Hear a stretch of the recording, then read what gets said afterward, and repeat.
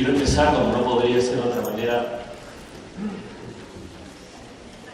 agradeciendo de la manera más honesta y sincera no solo la invitación del comité organizador de esta segunda jornada preparatoria al Preconadep, que han tenido la amabilidad de pensar en mi persona y transmitirme la invitación para participar como ponente, sino agradecer, y de manera muy especial, a las autoridades de la Facultad de Derecho de la Universidad Nacional de Cajamarca y a sus autoridades máximas en el Consejo Universitario por la gentileza que han tenido, y para mí es un honor, de reconocerme esta tarde junto con queridos compañeros como profesor honorario de esta universidad.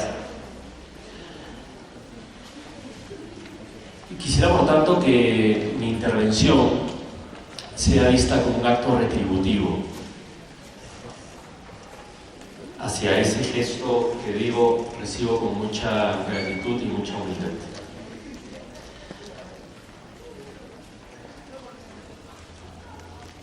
Siempre he creído que el CONADEP es un espacio dentro de los espacios académicos universitarios en el Perú, tal vez el más interesante y sin duda el más retador.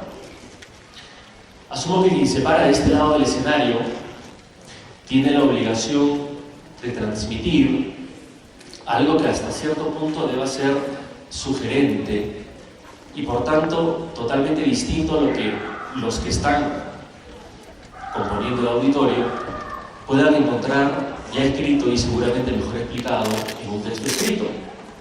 O en todo caso, quien se para a este lado del auditorio debería aproximar a quienes componen al auditorio a una forma distinta o alternativa de entender las cosas, o en todo caso intentar cuestionar un conocimiento jurídico penal ya adquirido.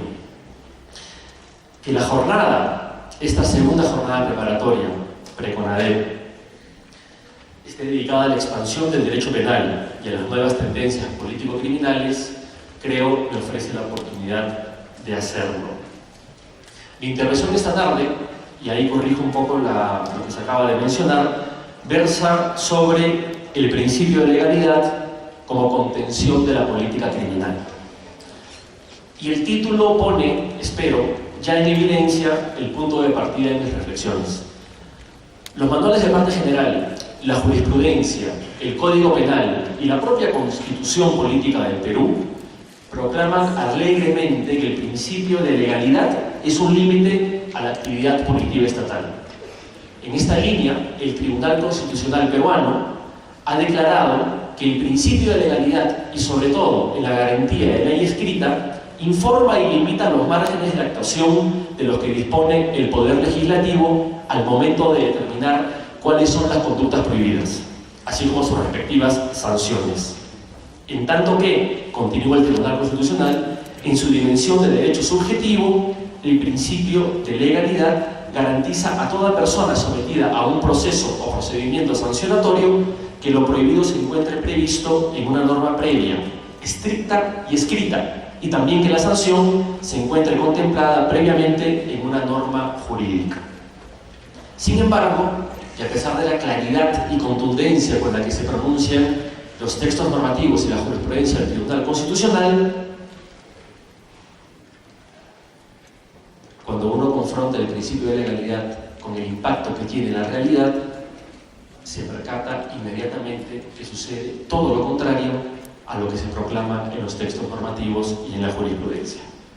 Para decirlo en términos muy generales, pero ciertamente ilustrativos, desde hace años la legislación penal nacional está empecinada en demostrarnos que la creación de delitos y el aumento indiscriminado de penas serían herramientas adecuadas para combatir y frenar la criminalidad.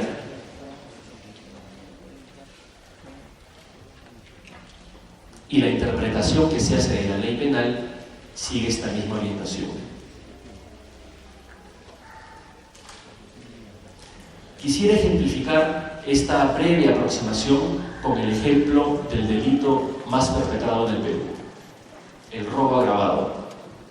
Cuando en abril del 91 entró en vigencia el Código Penal que hasta ahora nos rige, el delito de robo agravado tenía una pena no menor de 3 ni mayor de 8 años y tenía tan solo 7 supuestos típicos. Hoy día, ciertamente casi 25 años después, el mismo delito tiene 8 supuestos típicos que tienen una pena no menor de 8 ni mayor de 20 años. 4 supuestos típicos, además, están combinados con pena no menor de 20 ni mayor de 30 años. Y un supuesto típico que a su vez se desmembrena en 3 subsupuestos, se castiga con cadena perpetua. Nos sorprende entonces que de los casi 72.500 varones, no menciono las damas, que componen la población penitenciaria según las estadísticas del INPE a diciembre del año pasado, casi el 30% estén ahí por el delito de robo agravado. Sería muy injusto ciertamente afirmar que esto es culpa del principio de legalidad, pero también sería injusto no advertir que la función de límite a la actividad punitiva estatal que se proclama normativa y jurisprudencialmente no ha tenido el impacto que se anhela. Esta pretendida función de contención que tendría que desplegar el principio de legalidad se vincula sobre todo a la garantía de la ley escrita y se expresaría a su vez en diversos ámbitos. Por cuestiones de tiempo voy a destacar solo 3. En primer lugar, la ley penal escrita permitiría o facilitaría que se conozca cuáles son los comportamientos que el derecho penal censura y castiga. Y ese conocimiento, se dice, contribuiría a que las personas podemos motivarnos e inhibirnos en contra de la comisión de los delitos. Conocimiento para la motivación. En segundo lugar, la ley penal escrita sería el preámbulo ideal de la interpretación literal. Y a este respecto se suele afirmar de manera absolutamente dominante que el sentido literal de la ley penal dibujaría los límites infranqueables de la interpretación y que esta forma de proceder sería la que depara las cuotas más elevadas de seguridad jurídica. En tercer lugar, esta tercera forma en que se expresa la garantía de la ley escrita, la ley penal impediría, escrita, que la costumbre fuera empleada como fuente del derecho penal. Y a este respecto se argumenta, tanto por doctrina como jurisprudencia, que rechazar a la costumbre como fuente del derecho generaría seguridad jurídica. La tesis que quiero compartir con ustedes esta tarde reza de la siguiente manera. El principio de legalidad, sobre todo en su acepción de ley escrita, no está en capacidad de cumplir la función de límite a la actividad punitiva estatal que tradicionalmente se le ha atribuido. Esto no significa, sin embargo, que deba ser desterrado, pero sí reinterpretado. Cambio radical en la concepción del principio de ley escrita, que supondría transitar desde el nullum crimen sine lege scripta al nullum crimen sine iure, es decir, prescindir de la ley como paradigma del principio de legalidad y en su reemplazo posicionar al derecho como valor liberal. Si así se hiciera, creo, el principio de legalidad estaría así en capacidad de contener la actual política criminal caracterizada, como se ha dicho, por una incesante huida hacia el derecho penal y hacia el castigo. Para demostrar mi tesis, me valdré de 4 argumentos. El primero se deriva de analizar el significado que ha de asignársele al término ley en el Estado democrático. En segundo lugar, y tomando como base algunos aportes de la sociología del derecho, intentaré demostrar que la motivación para no incurrir en delitos, por lo general, proviene de la enculturación y no del derecho positivo, a tal punto que cuanto mayor sea la brecha que separa los valores éticos sociales de los bienes jurídicos penalmente protegidos, menor será la eficacia preventiva que quepa esperar del derecho penal. El tercer argumento consistirá en analizar si el significado literal de los términos en que se expresa la ley penal escrita podría ser acaso un mecanismo adecuado para indagar por el sentido de la ley. Es decir, indagaré e intentaré criticar la capacidad de rendimiento de la interpretación literal e intentaré posicionar en su reemplazo a la interpretación teleológica. Y en cuarto y último lugar, y de la mano del derecho penal internacional, intentaré demostrar que existen ya hoy día situaciones plenamente admitidas en las que la ley penal escrita ha dado paso a la costumbre como fuente del derecho, y que las razones de tal proceder bien podrían y deberían ser extrapoladas a otros supuestos de hecho. Primer argumento: la ley en el Estado democrático. Según el artículo 2, numeral 24, literal D de la Constitución, nadie será procesado ni condenado por acto u omisión que al tiempo de cometerse no esté previamente calificado en la ley de manera expresa e inequívoca como infracción punible ni sancionado con pena no prevista en la ley.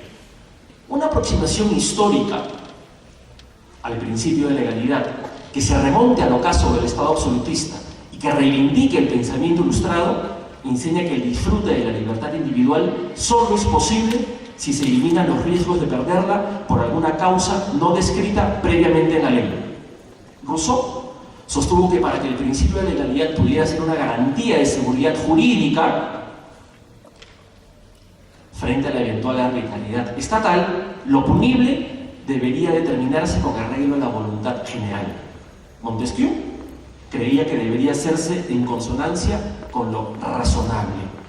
Feuerbach, por su parte, concibió el principio de legalidad como presupuesto de la coacción psicológica que desplegaría como función la pena. Para que la pena cumpliese el efecto intimidatorio, sostuvo Feuerbach, sería necesario que el delito y la pena se encontraran descritos en la ley y que el sujeto pudiera conocerlos. De ahí surgió la formulación más extendida del principio de legalidad: nulla poena sine lege, scripta, stricta, previa y certa. Hoy en día el panorama es distinto. En la actualidad se reconoce que los principios que rigen la aplicación del derecho penal, y entre ellos ciertamente el principio de legalidad, se regulan expresamente en la Constitución y en los tratados de derecho internacional, sobre todo los que versan sobre derechos humanos. Se habla incluso del programa penal de la Constitución para designar al conjunto de postulados ideológicos y éticos de rango constitucional que en este momento histórico de la evolución del pensamiento humano obligan a que el sistema penal, como todo sistema jurídico en su conjunto, esté abocado a garantizar y posibilitar el libre desarrollo de las personas. Que el Estado de Derecho y su sistema jurídico estén al servicio del ciudadano es algo que se desprende nítidamente del artículo 1 y siguientes de la Constitución. La protección de la libertad ciudadana que debe orientar a la política criminal y a la interpretación de la ley penal tiene hoy por hoy rango constitucional. Pero ello no puede hacer olvidar que el principio de legalidad en su origen fue extraído del derecho natural y concebido como un límite externo al derecho penal, pues este, en aquel entonces, debido a su precario estado de evolución, era incapaz de autorregularse. De ahí que fuera conocido como límite al ius puniendi. Fíjense el vínculo que hay entre el derecho natural y el principio de legalidad, al menos en su origen. Sin embargo, que la actividad punitiva estatal debe estar sometida a la ley no responde todavía a la pregunta sobre el concepto de ley que nutre al principio de legalidad y sin el cual no se puede entender a cabalidad su significado. Quien quiera ver en el sometimiento a la ley una garantía frente a la eventual arbitrariedad estatal tiene que preocuparse por legitimar la ley. Por tanto, debe rechazarse enérgicamente cualquier definición formal de ley que la presente como una simple fórmula en la que a un supuesto de hecho le sigue alegremente una consecuencia. El sometimiento a la ley solo se justifica si la ley es expresión de consenso democrático. Expresado en otras palabras, la ley del Estado democrático, en la ley del Estado democrático tienen que plasmarse los consensos alcanzados por los miembros de la comunidad que les permiten desarrollarse y convivir en igualdad y pacíficamente. principios tales como libertad, tolerancia e igualdad.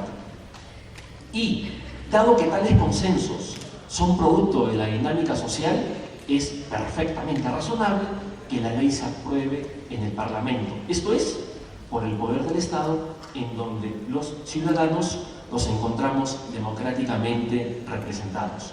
Una ley que no respete esta característica no merece ser portadora de tal nombre y por tanto no vincula. Lo dicho adquiere especial significación en el ámbito penal. Si se asume una manifestación o una definición material de ley como la que aquí se está proponiendo, la ley penal que versa sobre libertades deberá expresar una distribución justa de libertades, en el sentido de que los márgenes del comportamiento penalmente prohibido deben ser lo más estrecho posible para permitir a las personas las mayores dosis de libertad de actuación. La garantía que la ley penal ofrece frente a la arbitrariedad es, pues, garantía de actuación estatal proporcional frente al merecimiento y frente a la necesidad de pena. Se evidencia así la íntima relación entre proporcionalidad como concepto material y legalidad, pues, para decir una vez más, el sometimiento a la ley solo tiene sentido en un Estado democrático si la ley garantiza que el ejercicio del ius puniendi sea proporcional a los fines que constitucionalmente se persiguen.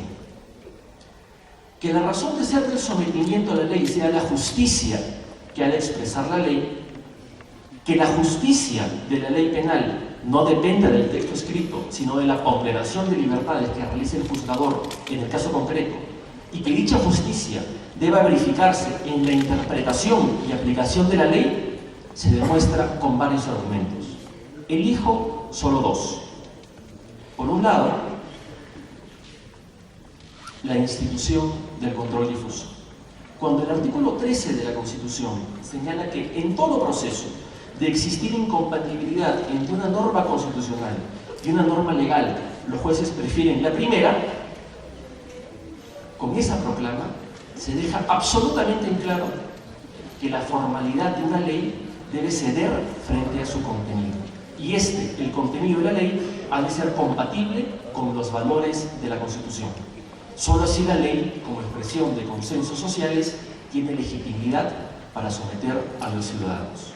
El segundo argumento, y tal vez sea el argumento más hermoso a favor del iusnaturalismo, se refiere al artículo 139, numeral octavo de la Constitución, que declara que en caso de laguna o deficiencia de la ley no puede dejarse de administrar justicia y que en tal caso de laguna o deficiencia de la ley han de aplicarse los principios generales del derecho. Si esto es así, es porque los principios generales del derecho han de guiar la interpretación de la ley penal. A nadie, creo, en su sano juicio, se le ocurriría que en un mismo sistema jurídico la interpretación de la ley positiva se oriente y discurra por cauces distintos a los que se siguen para resolver los casos de lagunas del derecho.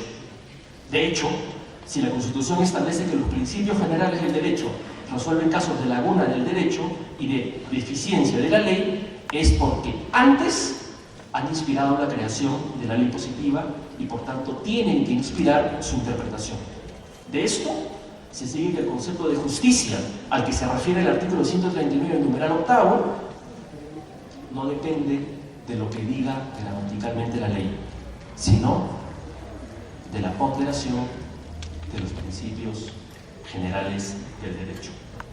Mi primera conclusión provisional a este nivel del discurso sería que en el Estado democrático la ley tiene que expresar necesariamente los consensos necesarios para la convivencia pacífica y ha de reflejar necesariamente justicia. Esta es la orientación que debe tomar cualquier interpretación de la ley penal.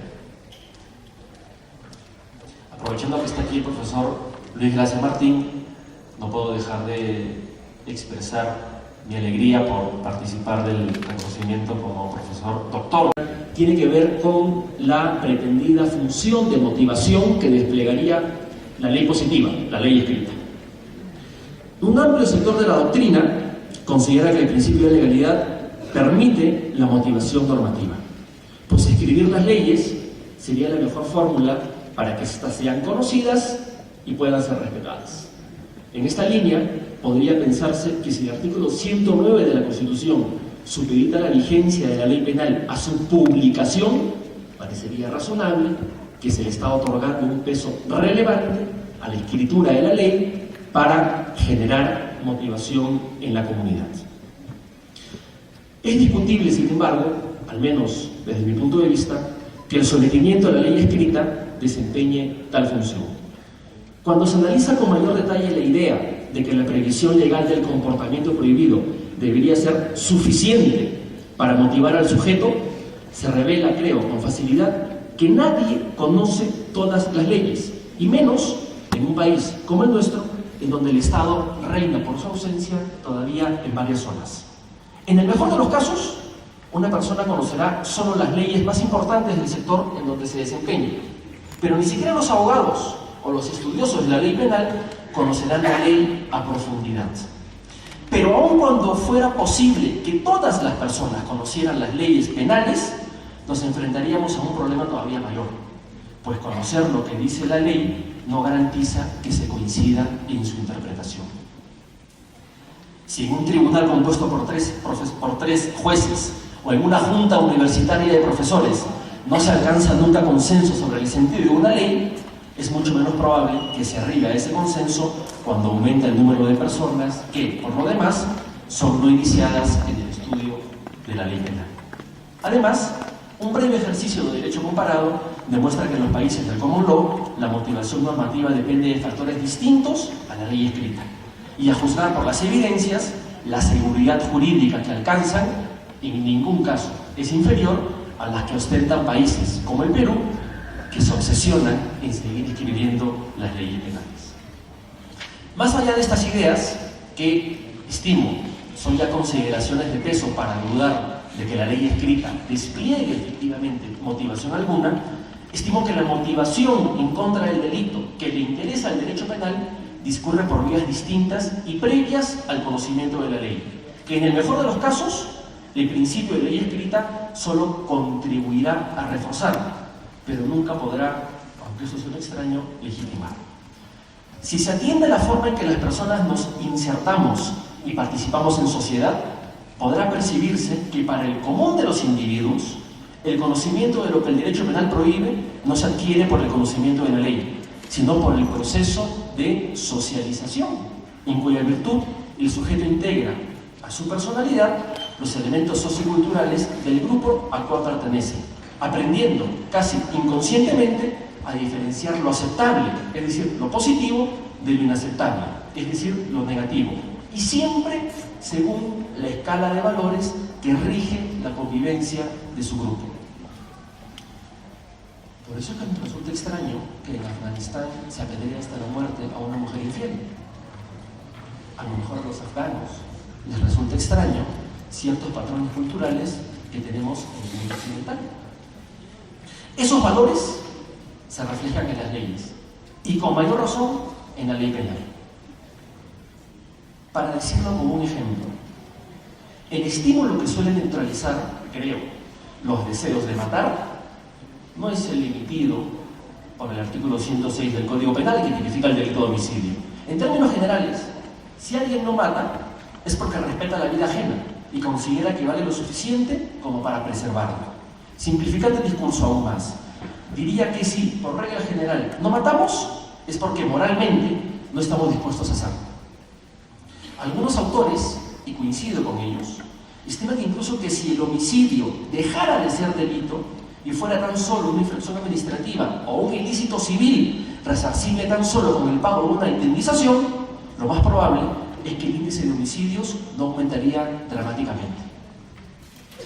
Y sucedería lo mismo, muy probablemente, con los delitos otros, como el secuestro, el robo y en general aquellos delitos que forman parte del llamado núcleo duro del derecho penal. Porque el núcleo duro del derecho penal, antes de ser tal, se refiere a los valores éticos sociales que rigen la convivencia de una comunidad. Esta observación ya debería poner en el tapete la necesidad de revisar el propio concepto de subsidiariedad penal.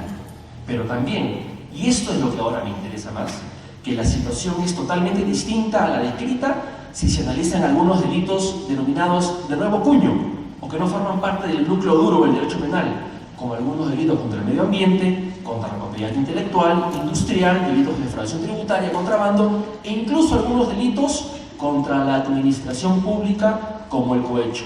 A nadie sorprende, por ejemplo, la masiva compra de videos y libros pirata, a pesar de que quienes llevan a cabo esta práctica conocen perfectamente que realizan un delito. La capacidad de inhibir de la ley escrita y su conocimiento es en estos casos nula.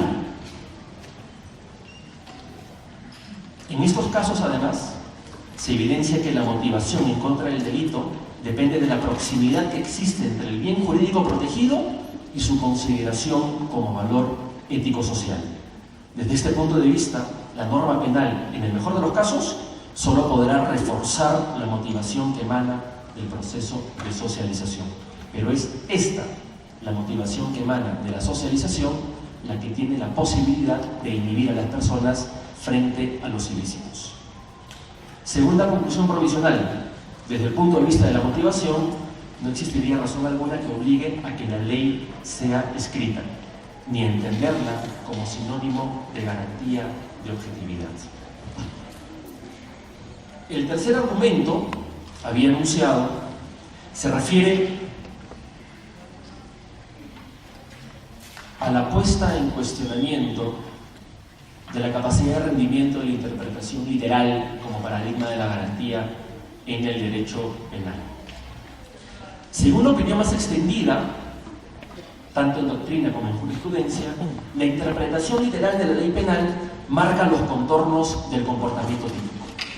Si el juez calificara de típico un comportamiento que se ubica fuera de los límites que con precisión debería determinar la interpretación literal de la ley, no solo vulneraría el principio de legalidad, sino que, aún más grave, usurparía la función de crear derecho que no le corresponde.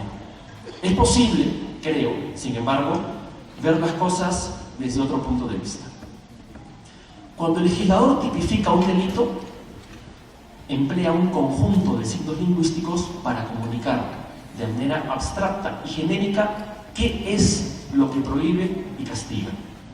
Nadie esperaría racionalmente que el legislador utilice fórmulas ejemplificadoras o casuísticas que podrían probablemente satisfacer los anhelos de certeza y rigurosidad legal de algunos, pero que sin duda también generarían inevitables lagunas e impedirían a la ley adaptarse a las distintas necesidades que surjan durante su vigencia.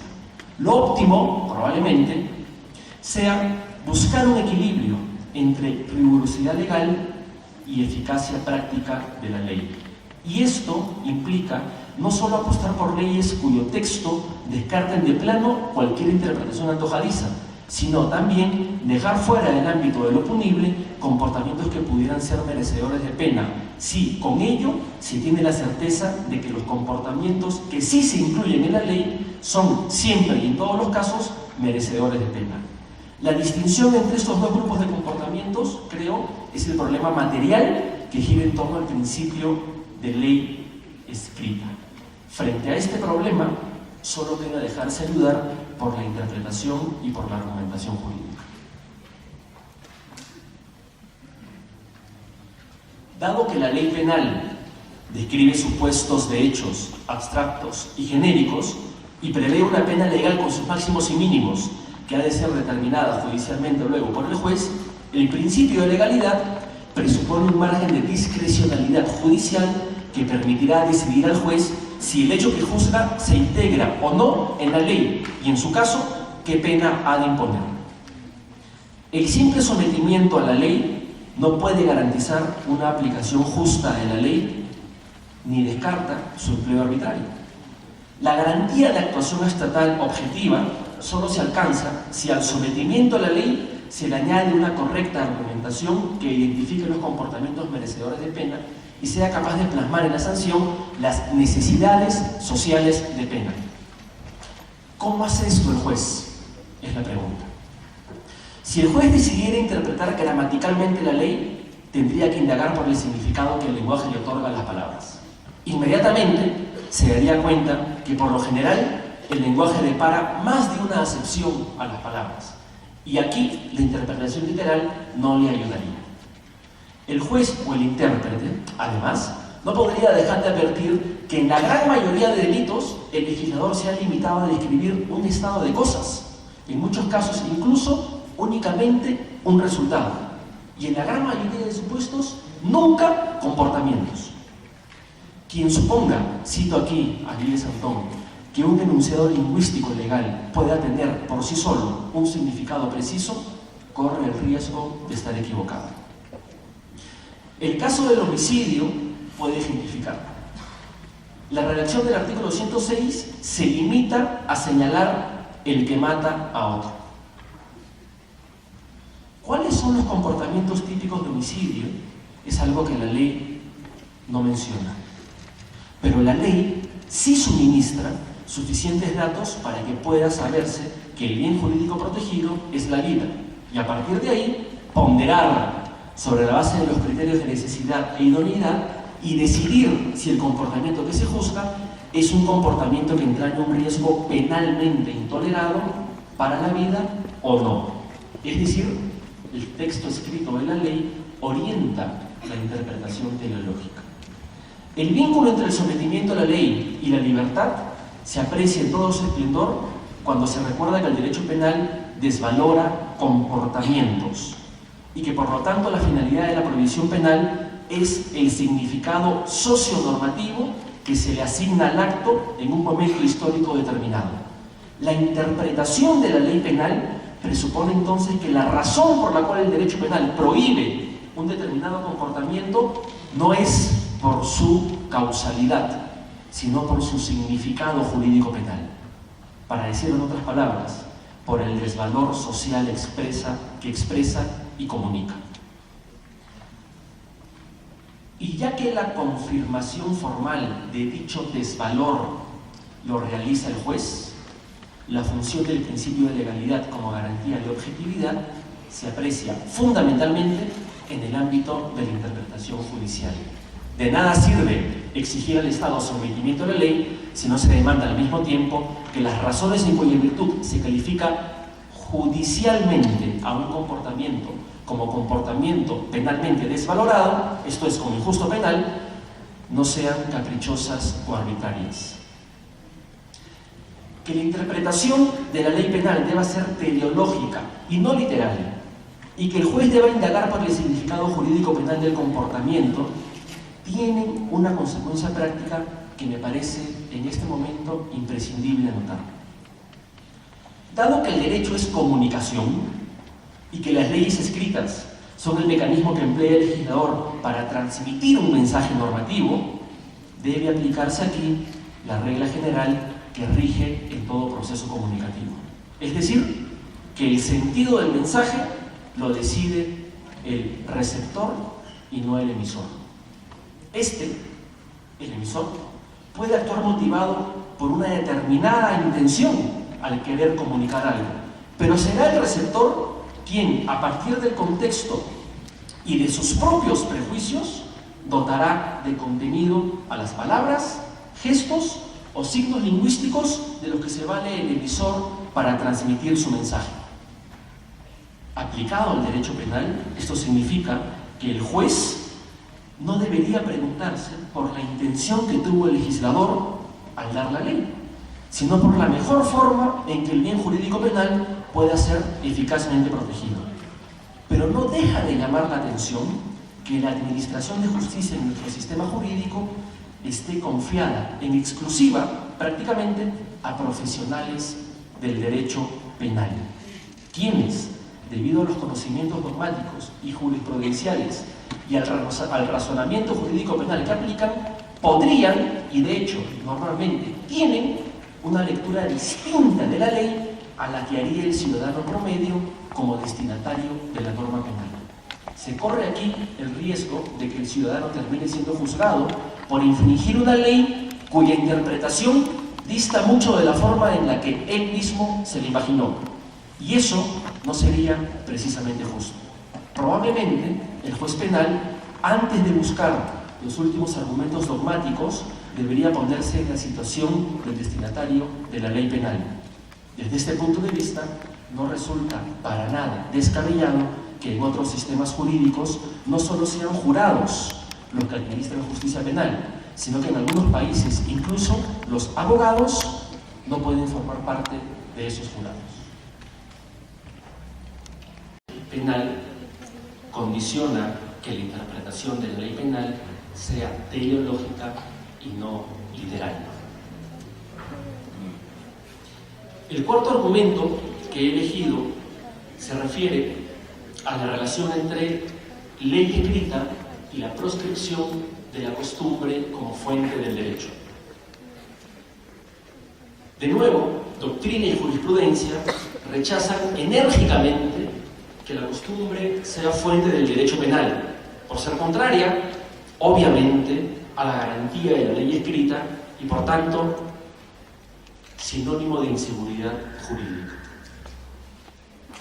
El empleo de la costumbre como fuente del derecho se reserva por algunos autores y de manera absolutamente excepcional solo para la interpretación de la ley penal, aunque es frecuente que se restrinja su aplicación interpretativa a los preceptos de la parte general y se destierre de los preceptos de la parte especial. Tal es el caso, por ejemplo, del eximente de responsabilidad penal por actuar en el ejercicio legítimo de un derecho, para la cual procede a invocar la costumbre como fuente de determinados derechos que determinan esta justificación. O la lex artis, que no es otra cosa que los usos y costumbres de una determinada disciplina, arte o actividad, a la cual se acude en algunos casos para delimitar el riesgo prohibido.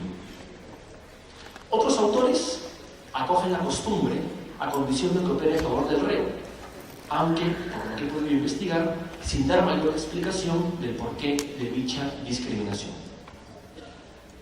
En contra de todo ello, el artículo 149 de la Constitución Política del Perú establece que las autoridades de las comunidades campesinas y nativas, con el apoyo de las rondas campesinas, pueden ejercer las funciones jurisdiccionales dentro de su ámbito territorial de conformidad con el derecho consuetudinario, siempre que no violen los derechos fundamentales de las personas.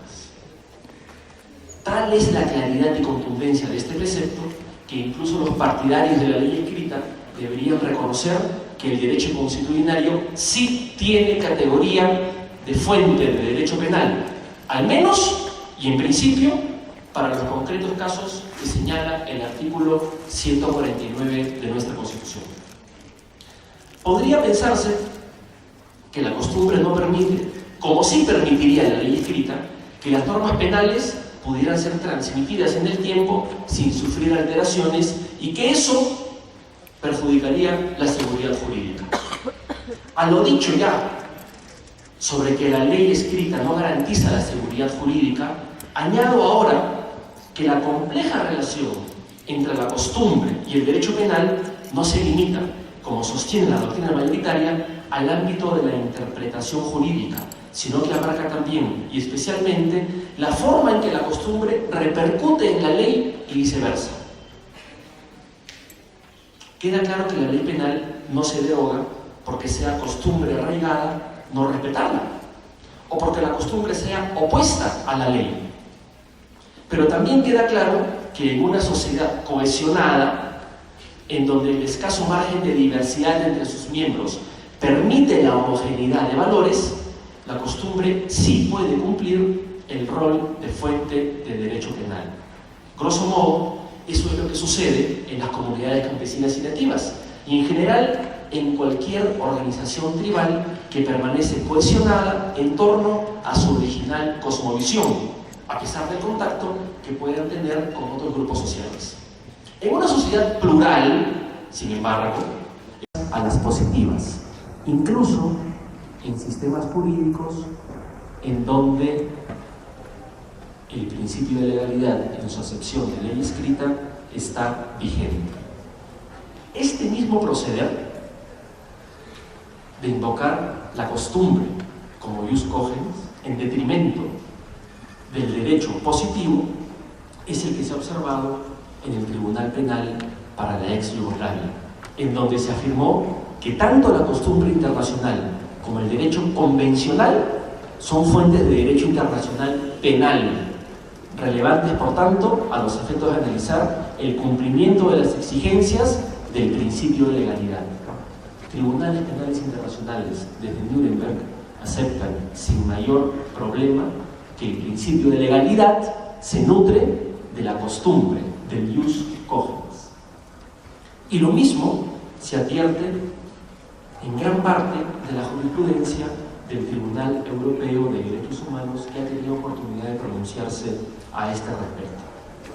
Todo esto indicaría que al menos para el ámbito del derecho penal internacional y por tanto de la protección penal de los derechos fundamentales, hoy día la costumbre o el jus cogens sí es invocada como fuente del derecho penal.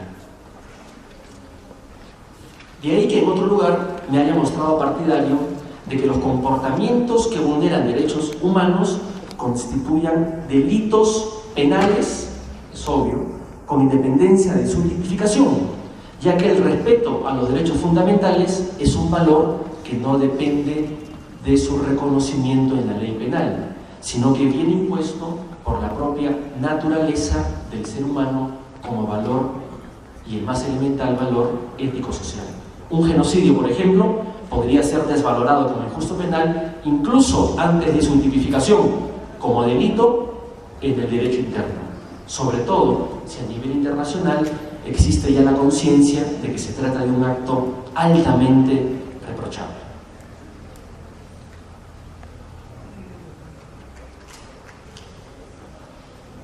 Hasta aquí he intentado demostrar que la ley escrita no es sinónimo automático de garantía suficiente frente a actuaciones estatales desproporcionadas. Pero los argumentos esbozados tampoco autorizan a infravalorar la ley escrita. Sí, en todo caso, que la pretendida garantía de objetividad frente a la actuación estatal puede encontrarse en la interpretación teleológica a partir del bien jurídico protegido en los delitos. En una sociedad como la nuestra, sin embargo, el principio de legalidad contribuye en algo a la seguridad jurídica. Sobre todo, y creo que aquí está el real ámbito de eficacia del principio de legalidad, en el ámbito de nula pena sine ley, es decir, que no hay pena sin ley, no tanto en el ámbito del nulo crimen sine ley. El comportamiento prohibido no depende de su reconocimiento por el derecho positivo, pero sí la pena. El impedimento para sancionar al autor no vendría entonces por el nulo crimen sine ley, pues el delito, al menos en la acepción que aquí interesa como comportamiento merecedor de pena, siempre existe. Pero sí interesa, y creo, insisto, que ese es a lo que debería quedar reducido el principio de legalidad en su acepción de ley escrita, a que no hay pena sin ley. Pero en estos casos, incluso en estos casos, soy de la opinión que es necesario el sometimiento al proceso penal al sujeto investigado, aun cuando el principio de legalidad, por ausencia de pena, no permite una eventual condena. Para decirlo en términos genéricos, y con esto voy terminando, la razón de ser del proceso penal, al menos en caso de violaciones a derechos fundamentales, tiene que ver con la posibilidad de formular un reproche socionormativo que no depende solo de la imposición de una pena, sino de la vulneración de la norma de conducta. El derecho a la verdad que nuestro Tribunal Constitucional y la Corte Interamericana de Derechos Humanos han conceptualizado se refiere precisamente a eso, que incluso en casos en donde la prescripción de la ley penal ya debería haber operado, los Estados miembros están obligados a judicializar y declarar como probada la eventual vulneración de la norma de conducta, aun cuando no se puede imponer una pena. Al genocida y al torturador, por ejemplo, se debe reprochar por sus actos intolerables, aun cuando no exista una ley penal que así lo declare. La tipificación de delitos contra derechos humanos no tendría pues naturaleza declarativa, sino simplemente constitutiva. Y creo que ahí radica, y con esto sí termino, la bondad de lo que se limitaría, en mi concepción, el principio de legalidad. La ley escrita no constituye delitos. En todo caso puede coincidir con la valoración socionormativa que recoge valores morales, éticos y sociales que son los que cohesionan a una comunidad, que son los que motivan a sus miembros a no realizar actos que atentan contra esos principios, y por tanto la ley penal debería intentar orientarse en su escritura y sobre todo en su interpretación hacia esos valores éticos sociales, como diría Goethe. Muchas gracias.